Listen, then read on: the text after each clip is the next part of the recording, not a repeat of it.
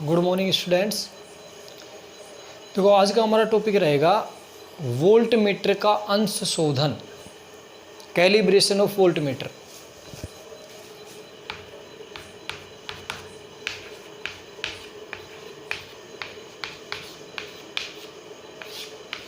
Volt meter का अंश शोधन।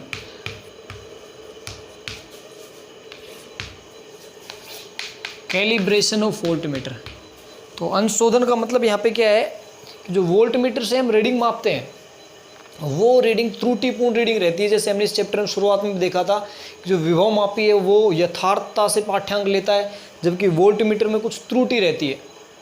तो वोल्ट मीटर द्वारा प्राप्त त्रुटिपूर्ण पाठ्यांकों की तुलना विभव मापी द्वारा प्राप्त यथार्थ मान से करना वोल्ट मीटर का अंश शोधन कहलाता है। यानी जो त्रुटिपूर्ण मान है उस त्रुटि को सोल्व करना विभव मापी के यथार्थ मान की सहायता से वोल्ट मीटर का अंश शोधन कहलाता है। तो देखो वोल्ट मीटर का अंश शोधन के लिए सबसे पहले हम इसका डायग्राम देखेंगे, परिपथ चित्र कैसा बनेगा।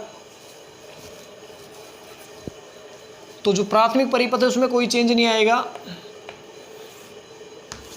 सेलिपी प्लस माइनस सेलिपी, इसके माइनस से कुंजी के दो कुंजी काम में लेंगे, इसको K1 नाम दे देते हैं। और एक धारा नियंत्रक RH1, दो धारा नियंत्रक काम में लेंगे, इसको RH1 नाम दे दिया। ये विभव मापी का सिरा A आ जाएगा और यहाँ विभव मापी का सिरा B। विभव मापी के B बिंदु को धारा नियंत्रक RH1 से जोड़ देते हैं। ये प्राथमिक परिपथ है, सभी प्रयोगों में सेम रहता है, कोई चेंज नहीं आएगा। सेलिपी, कुंजी K1 और धारा नियंत्रक RH1। अब देखो द्वितीयक परिपथ में क्या करेंगे। द्वितीयक परिपथ में सबसे पहले यहाँ पे हम एक मानक सेल जोड़ेंगे, मानक सेल ES, स्टैंडर्ड सेल, मानक सेल S लगा रखा है स्टैंडर्ड के लिए। इससे हम विभव प्रवणता का मान ज्ञात करते हैं, पहले देख चुके हैं इसका प्रोसेस हम। और इस मानक सेल को हम जोड़ेंगे द्विमार्गी कुंजी के टर्मिनल 1 से। द्विमार्गी कुंजी का जो टर्मिनल 2 है वो हमेशा गैलेनोमीटर से जोड़ते हैं, और गैलेनोमीटर से जो कीजिए ये दो। इसके बाद में देखो हम क्या करेंगे, यहाँ हमें वोल्ट मीटर का अंश शोधन करना है।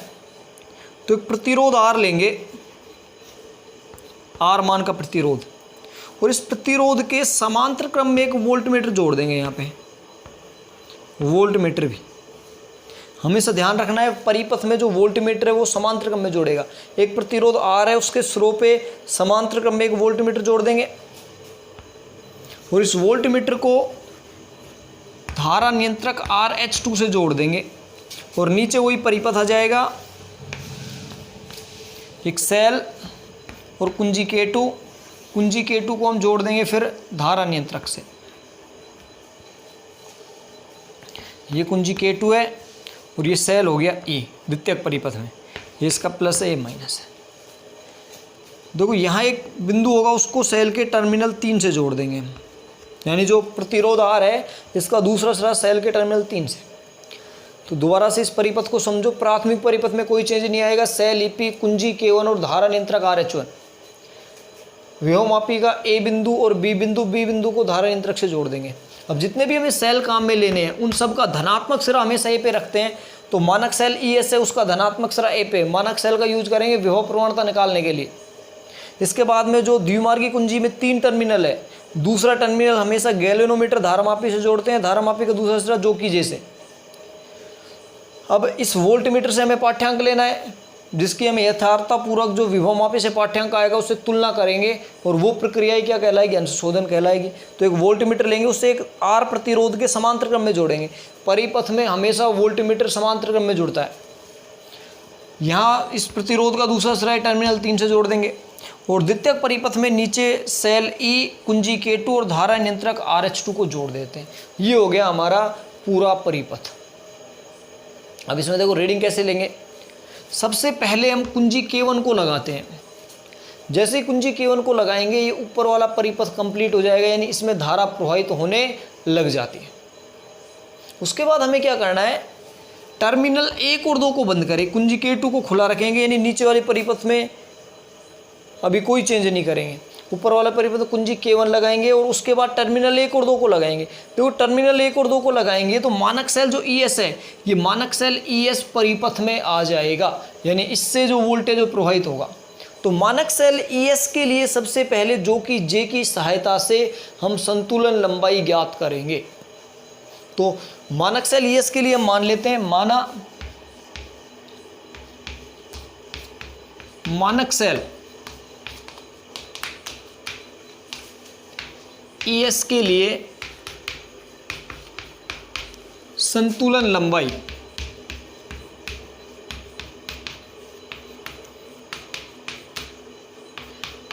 L1 आ गई। तो यहां से हम लिखेंगे ES बराबर XL1 और यहां से विभव प्रवणता X का मान आ जाएगा ES अपॉन L1, समीकरण नंबर 1। यानी मानक सेल का यूज इसलिए करते हैं जिससे इस विभव मापी की विभव प्रवणता ज्ञात कर सकें। तो सबसे पहले कुंजी K1 को बंद करने के बाद टर्मिनल 1 2 को बंद करेंगे, जो कि J की सहायता से मानक सेल ES के लिए संतुलन लंबाई ज्ञात करेंगे। मान लिया कि संतुलन लंबाई L1 है तो ES बराबर क्या आएगा XL1, X यहाँ पे विभव प्रवणता है तो X बराबर आ जाएगा ES अपॉन L1, समीकरण 1। उसके बाद क्या करेंगे, अब टर्मिनल 1 और 2 को हटा देंगे, कुंजी K2 को लगाएंगे जिससे द्वितीयक परिपथ कंप्लीट चालू हो जाए।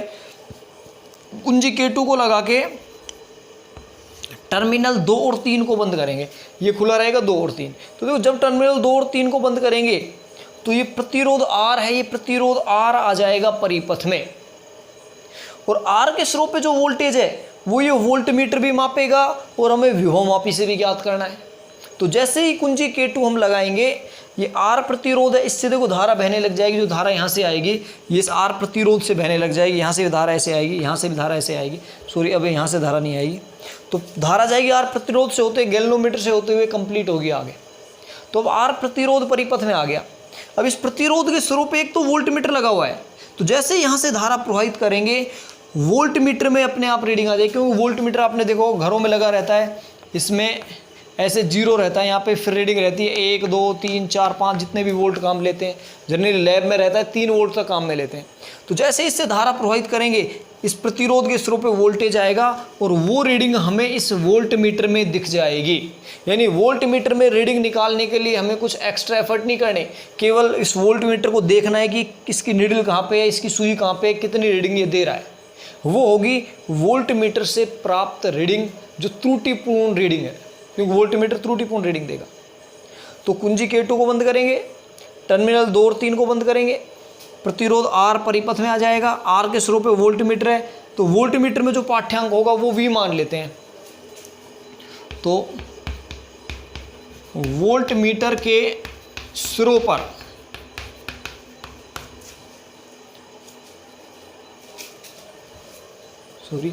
प्रतिरोध के सिरों पर प्रतिरोध कैपिटल R के सिरों पर वोल्ट मीटर से प्राप्त त्रुटिपूर्ण पाठ्यांक ये मान लेते हैं हम V। यानी इस प्रतिरोध R के स्रोत पे वोल्ट मीटर से जो हमने पाठ्यांक देखा है वो पाठ्यांक आ रहा है V, ये है त्रुटिपूर्ण पाठ्यांक। अब इस R के स्रोत पे हम जो कि J की सहायता से संतुलन लंबाई प्राप्त करेंगे, तो इस R के स्रोत पे हमें विभव मापी की सहायता से क्या ज्ञात हो जाएगा, वोल्ट मीटर। तो R के सिरों पर J की सहायता से प्राप्त संतुलन लंबाई यदि L2 हो तब, तो हम मान लेते हैं कि R के स्रोत पे जो कि J है इसकी सहायता से हमने संतुलन लंबाई ज्ञात की और वो संतुलन लंबाई L2 आ गई, तो यहाँ हम लिखेंगे V डैश बराबर XL2। ये R के स्रोत पे वोल्टेज आ गया, ये निकाला है विभव मापी की सहायता से, और जो वोल्ट मीटर से रीडिंग निकाली वो है V और विभव मापी से रीडिंग निकाली वो है V डैश। अब X का मान हम कहाँ से रख सकते हैं, समीकरण 1 से रख सकते हैं। देखो इसको ऊपर लिख देते हैं, समीकरण एक से देखो यहाँ से v डैश बराबर आ जाएगा, x का मान रख देंगे, वो आ जाएगा ES upon L1 into L2, और ये आ जाता है यथार्थ पाठ्यांक।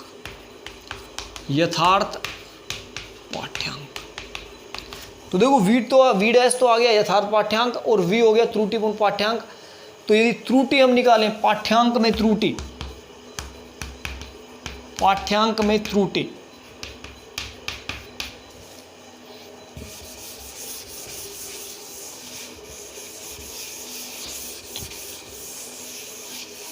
तो देखो पाठ्यांक में त्रुटि आएगी डेल्टा v बराबर v माइनस v डैश, यानी जो त्रुटिपूर्ण पाठ्यांक आ रहा है उसमें से यथार्थ पाठ्यांक को माइनस कर दे तो वहां से हमें डेल्टा v यानी पाठ्यांक में त्रुटि ज्ञात हो जाएगी। तो ये तरीका है वोल्टमीटर का अंश शोधन करने का, यानी वोल्टमीटर की रीडिंग में त्रुटि ज्ञात करने का। वोल्टमीटर से जो त्रुटिपूर्ण पाठ्यांक प्राप्त होता है उसकी विभवमापी से प्राप्त यथार्थ मान से तुलना करने की प्रक्रिया क्या कहलाती है? वोल्टमीटर का अंश शोधन। और यहाँ से जो पाठ्यांक में त्रुटि डेल्टा v आ जाती है वो आ जाती है v माइनस v डैश। अब यहाँ पे देखो जो धारा नियंत्रक RH2 है इसको बदल के हम v के अलग अलग मान निकालेंगे और डेल्टा v और v में ग्राफ बनाएंगे। वो ग्राफ कैसे प्राप्त होता है? यहाँ पे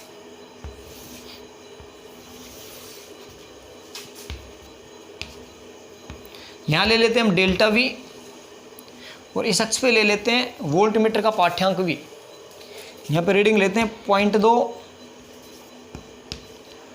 0.4, 0.6, 0.8। तो देखो ये पाठ्यांक कैसे आता है, पहले रीडिंग ये 2 तक बढ़ती है, फिर कुछ कम होती है, 4 तक मैक्सिमम जाती है, फिर 6 तक नीचे आती है और फिर ये नीचे जाते हुए फिर बढ़ना स्टार्ट हो जाती है। ऐसा ये एक ग्राफ प्राप्त होता है अलग अलग रीडिंग के लिए। पहले आप देखोगे पहले इसकी रीडिंग 2 तक बढ़ती है, फिर थोड़ी कम होते हुए बढ़ती है, 0.4 पे जब v का मान अधिकतम आ जाता है डेल्टा v, उसके बाद फिर लगातार ये कम हो जाता है।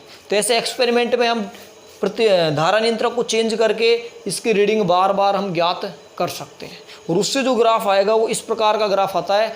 विभवमापी v और वोल्टमीटर v की रीडिंग और पाठ्यांक में त्रुटि डेल्टा v के बीच में जो ग्राफ आएगा वो ये ग्राफ प्राप्त होगा। अब इस समीकरण की सहायता से देखो यदि आप v डैश ज्ञात करना चाहते हो तो v डैश बराबर आ जाएगा v माइनस डेल्टा v, यानी आप विभवमापी का पाठ्यांक डायरेक्ट भी यहाँ से ज्ञात कर सकते हो, v डैश बराबर v माइनस डेल्टा v। ये हो गया हमारा वोल्टमीटर का अंश शोधन। सेम इसी तरह हम एमीटर का अंश शोधन देखते हैं। अब एमीटर का अंश शोधन कैसे होगा?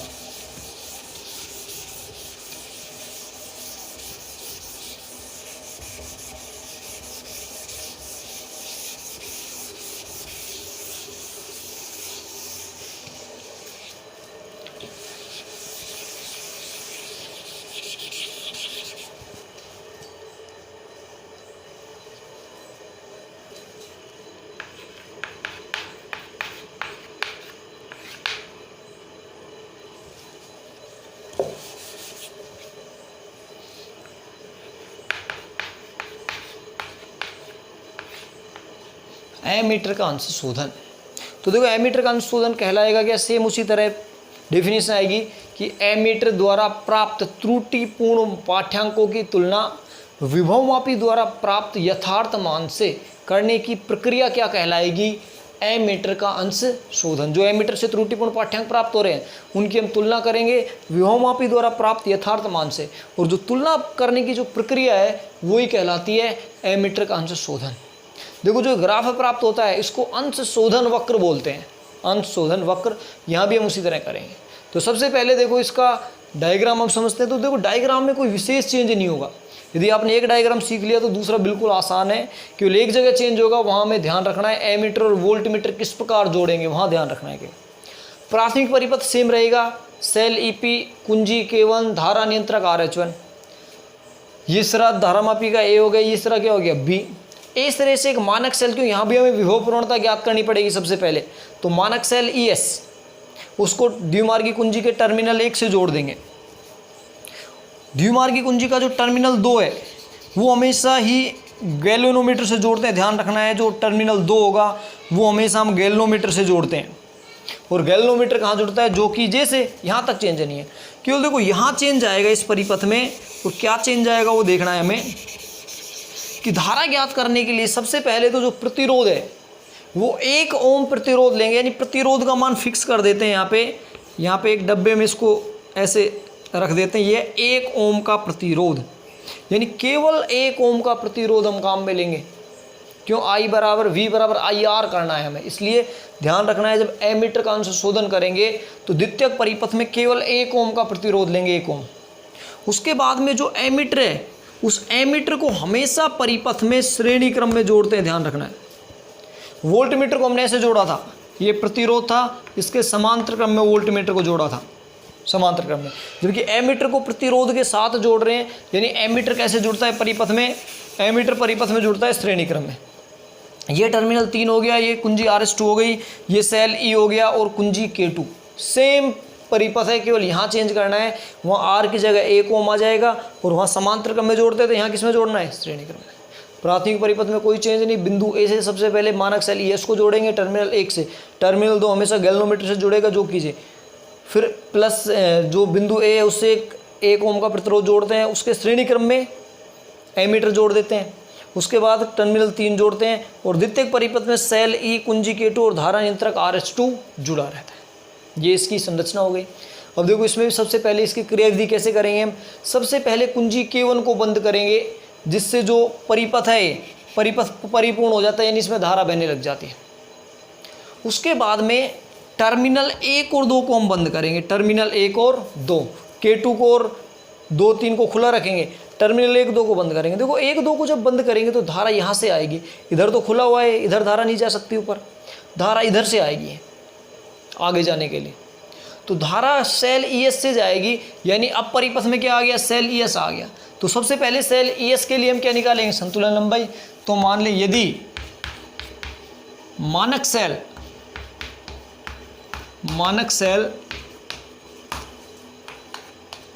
ES के लिए संतुलन लंबाई L1 हो, यदि मानक सेल ES के लिए संतुलन लंबाई L1 हो तो हम क्या लिख सकते हैं, ES बराबर क्या आएगा, XL1, और यहाँ से विभव प्रवणता X का मान आ जाएगा ES/L1 समीकरण 1। यानी सबसे पहले मानक सेल का यूज इसलिए करते हैं कि विभव प्रवणता का मान ज्ञात कर सकें। ये प्रक्रिया कहलाती है मानकीकरण करना। तो X बराबर ES/L1 हो गया। अब हम क्या करेंगे, टर्मिनल 1 और 2 को हटा देंगे। उसके बाद कुंजी K2 को बंद करते हैं। कुंजी K2 को जैसे ही बंद करेंगे परिपथ में धारा प्रवाहित हो जाती है, और टर्मिनल 2 व 3 को बंद करते हैं।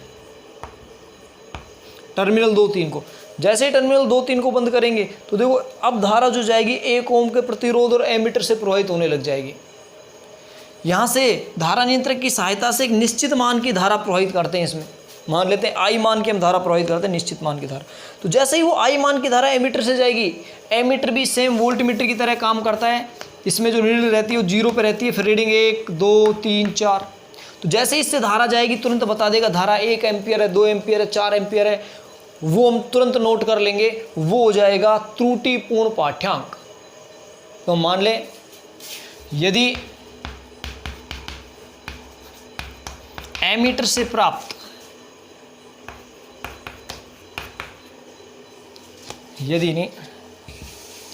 एमीटर से प्राप्त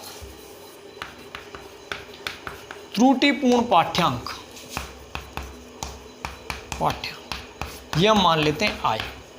यानी जैसे ही हमने कुंजी K2 को बंद किया, टर्मिनल 1, 2 को बंद किया, तो यहाँ से एक I मान की धारा प्रवाहित हो रही है। तो एमीटर कितनी रीडिंग दे रहा है, I। तो जैसे एमीटर से हमें I रीडिंग मिली, तो एमीटर से जो प्राप्त त्रुटिपूर्ण पाठ्यांक है वो क्या हो गया, I।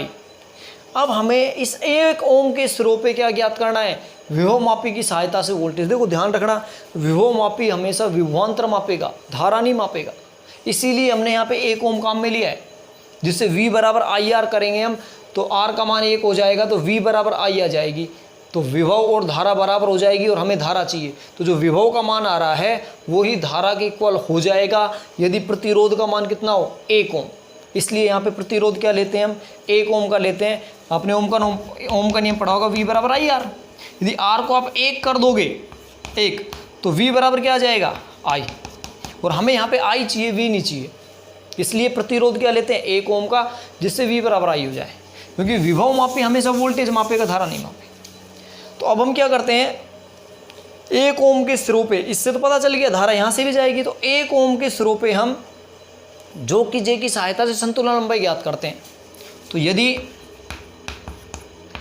1 ओम के सिरों पर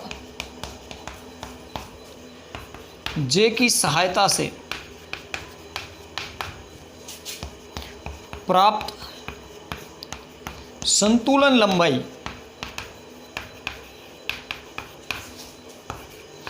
L2 हो, तब देखो जो यहां से विभवांतरी निकालेंगे, पहले V डैश बराबर आ जाएगा XL2। समीकरण 1 से हम x का मान रखें तो V डैश बराबर आ जाएगा ES upon L1 into L2। इसको समीकरण 2 बना देंगे, यानी ये आ गया इस 1 ओम के सिरों पे विभवांतर V डैश। अब 1 ओम के सिरों पे यदि हम धारा निकालना चाहें,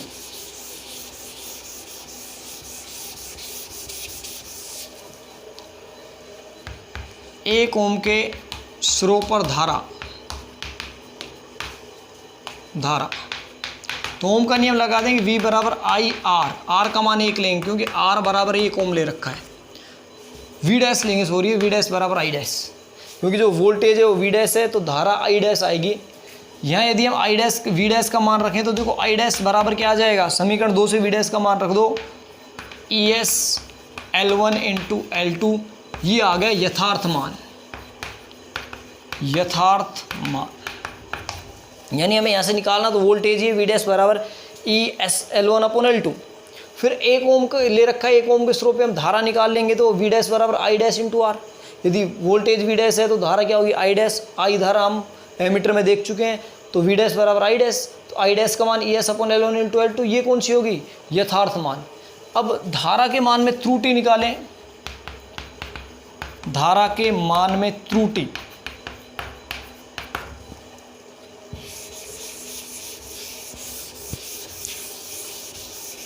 तो ये आ जाएगी यहाँ से डेल्टा I बराबर I माइनस I डैश, ये आ जाती है धारा के मान में त्रुटि, डेल्टा I बराबर I माइनस I डैश।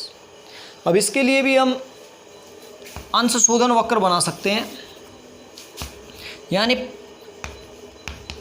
धारा में त्रुटि डेल्टा I और एमीटर की धारा I के मध्य यदि ग्राफ बनाए तो वो कहलाता है एमीटर के लिए अंश शोधन वक्र। तो यहाँ पे हम पॉइंट 2, पॉइंट 4, पॉइंट 6, पॉइंट 8 और 1.0, तो देखो ये ग्राफ है, ये शुरुआत में 2 तक लगातार इसकी वैल्यू बढ़ती है, फिर ये नियत हो जाता है, उसके बाद ये कम होता है, फिर बढ़ जाता है, फिर कम होता है, फिर ऐसे प्राप्त होता है, यानी जिग जैग शेप में ये वक्र प्राप्त होता है।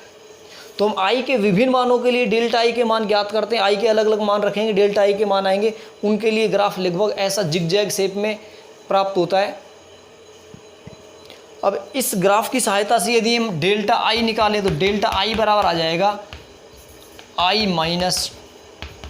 डैश बराबर आ जाएगा I माइनस डेल्टा I। इस प्रकार हम जो त्रुटिपूर्ण मान और यथार्थ मान में तुलना कर सकते हैं और वहाँ से एमीटर का क्या हो जाता है, अंश शोधन। तो ये हमने देखे हैं वोल्टमीटर और एमीटर का अंश शोधन। ये आपका 6ठा चैप्टर कंप्लीट हो जाता है। Thank you.